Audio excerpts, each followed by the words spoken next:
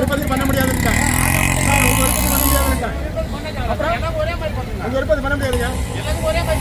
சும்மா தேவையில்லாம பேசிட்டு விருப்பத்துக்கு பண்ண முடியாதுன்னுட்டாங்க.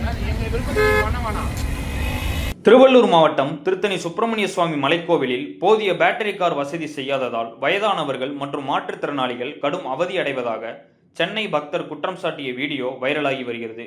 மலைக்கோவிலில் போதிய இடவசதி இல்லாததாலும் பார்க்கிங் வசதி இல்லை எனவும் சென்னை பக்தரின் வாகனம் தடுக்கப்பட்டுள்ளது.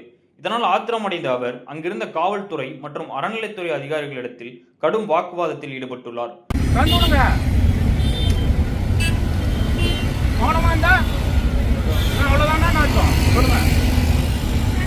ஒரு ஆளுக்கு 50 ரூபா. பேரியர் கூட மக்களை டைவர்ட் பண்ணிட்டு இருக்கீங்க. உங்க ஆட்டோ இருக்கு, இவ்வளோ ஆட்டோத்துக்கு உள்ள பண்றீங்க. சொல்லுங்க,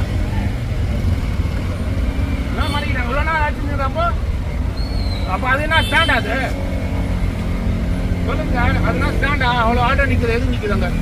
மலைப்பாதையில் எதுக்கு அவ்வளோ ஆட்டோ நிற்குது? வாங்க.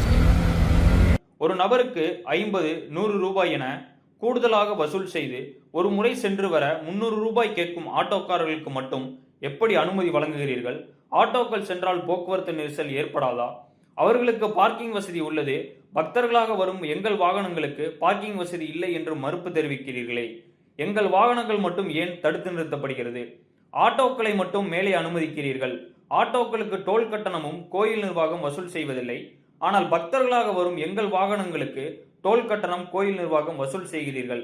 இப்படி ஆட்டோக்காரர்களுக்கு மட்டும் ஏன் சலுகை வழங்குகிறீர்கள் என காட்டமாக கேள்வி எழுப்பியுள்ளார். ஆட்டோக்காரர்களுக்கும் உங்களுக்கும் என்ன கமிஷன் அடிப்படையில் ஒப்பந்தம்